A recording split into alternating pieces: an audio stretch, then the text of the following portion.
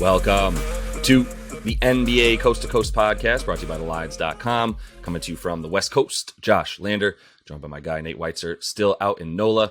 And we are taking a look at the Wednesday slate we've got here in the NBA. A lot to choose from. We've got a couple game videos and our player props, so make sure to like and subscribe to that page. Continue to follow along with us each and every weekday this regular season. Also want you to head to thelines.com. That's where we put all this stuff up in written content up there on the site. And we have our odds finder tool that you can use to make sure you're getting the best juice back across all these U.S. sports books that are offering odds to you guys in the NBA. Nate, let's get into this big fat slate and then talk about our first game of the night. We got the SUNS in Cleveland taking on the Cavs. Yeah, 12 games on the docket after what we can call a trap Tuesday, because you do have the Thunder +2 at Orlando after somehow putting up 150 on the best team in the NBA despite SGA sitting. So that's what we're talking about on Tuesday there. Pacers are +7.5 at the Sixers. That's an interesting one. Memphis -8 at Charlotte. I'm talking about this game. Suns are +5 at the Cavs with a dropping total. It's already dropped 5 points to 217. Spurs +9 at the Knicks. Bucks +5 at the Raptors. Rockets +7 at the Pels, who are going to be without Zion for a while. The other game we break down, Portland was +1 at Minnesota. They're now -1.5, so they're gaining steam. Public is behind us on that pick. Nets are -5 at Chicago with a 235 total. Love that one for some player prop overs. Miami is -5.5 at the Lakers. Hawks +1.5 at the Kings, who are on a back-to-back here. And then the Warriors -7 at home against the Pistons. So the Suns now forging on without Devin Booker. Another feeble offensive performance, 83 points in a weird Monday afternoon game at New York. Prior to that, only got 104 and 102 against Washington. And Toronto, also really, really good defenses, really tough. I mean, Cleveland, of course, is another really, really good defense, but they should be without Evan Mobley again, and without Darius Garland here. They're coming off a double overtime ridiculous game against those Bulls, so maybe a little bit of tired legs. When I see the total dropping like this to 217, I wonder if there's an opportunity to jump on it. There might be a middling opportunity if you had bet the under originally, because it seems like you can't trust the Suns to score without Devin Booker, first and foremost. They're 22nd in offensive rating, third fewest paint points, depending highly on the mid-range. And without one of the best mid-range scorers in the league, you can say whatever you want about the MVP race. He's clearly one of the most valuable guys to his team, one of the guys that the bottom will fall out when he's not there. And somehow defensively, they've been even worse, right? You go back kind of to that fight on the bench in Washington a couple of weeks ago, and they've just been awful in their last 8. They have the second worst defensive rating and net rating in the NBA, second highest turnover rate. Chris Paul has a reputation of grinding on the big men on his team, and DeAndre Ayton is clearly not happy. They are not rebounding the ball well at all.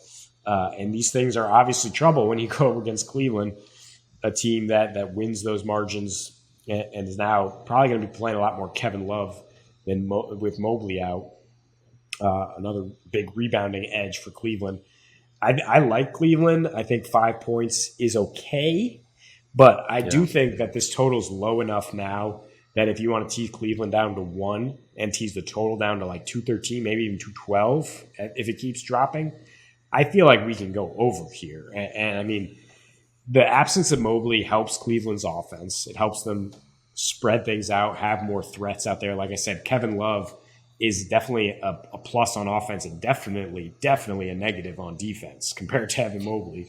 So that's going to help things get back and forth here a little bit. They're scoring almost 123 in their last 5 without Garland. So it hasn't been an issue with Donnie Mitchell obviously being lights out. I don't expect him to, have another 50 burger. He's coming off a 70 burger, of course, but with Mikal Bridges out there hounding him. But I'm not his prop is still at 30 points. I do think he'll be around there. I'm not going to be bold enough to bet the under there. So I think Donnie keeps their offense rolling. Phoenix against the Phoenix defense that's lifeless right now, a team that's lifeless that doesn't really seem to have much fight. But that the Cleveland defense is not going to be up to the par we've seen at home most of the season, and that probably means we get to 215 or higher in terms of the total tonight. Yeah, I think so. I mean, man, I think 217. The reason it's been bet down, if I'm guessing, is 107 points per game without Devin Booker over in their last 5, all on the road, right? Like that 111 offensive rating, dead effing last in points in the paint scored without Book, plus the added frustrations that you're seeing from a guy like DeAndre Ayton in this sort of offense where maybe he wants the ball more.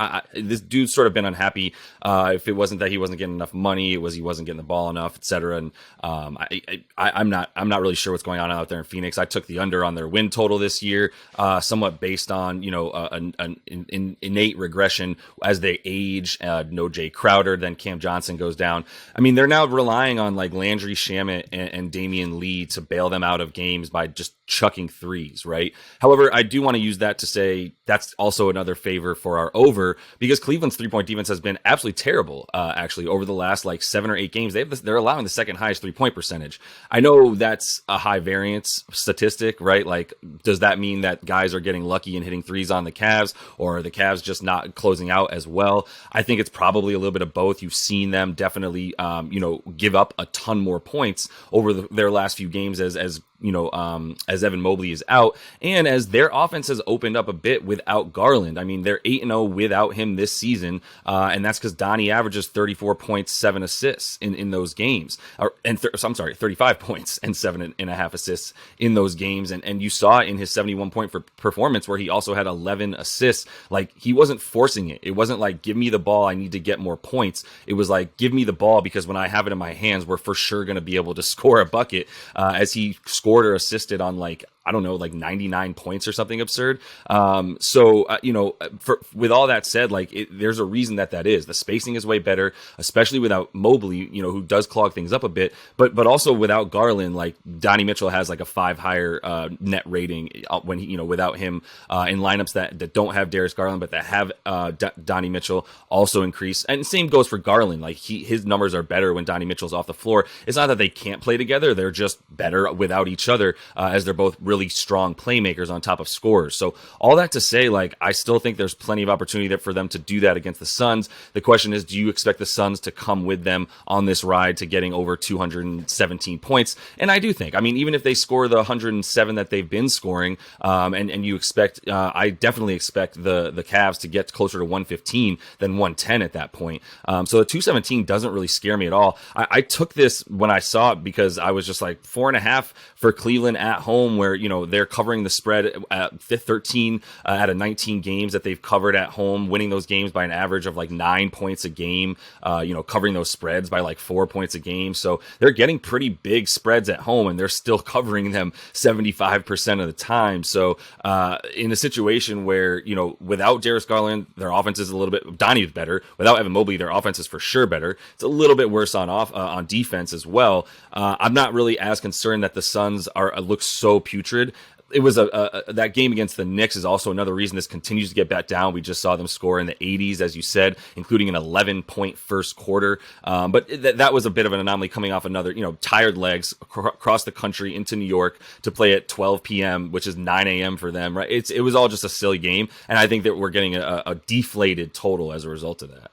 Yeah, the Cavs have gone over in 6 of their last 7 here, and they have shut down some opponents. They held Utah to 99, Milwaukee to 106 at home, and those games still went over because on the other side, Cleveland's been efficient enough on offense. And their only under in that span was that weird low-scoring game in Chicago, and then, of course, they come back and show what they can do on offense in the very same matchup. So you ask if I think the Suns are going to come along or not. I don't think it really matters. I think as long as they get to 103, I do expect the Cavs to be scoring over 115, like you said. The Suns have, again, the second worst defensive rating in this span. It's 119.8. It's absolutely terrible.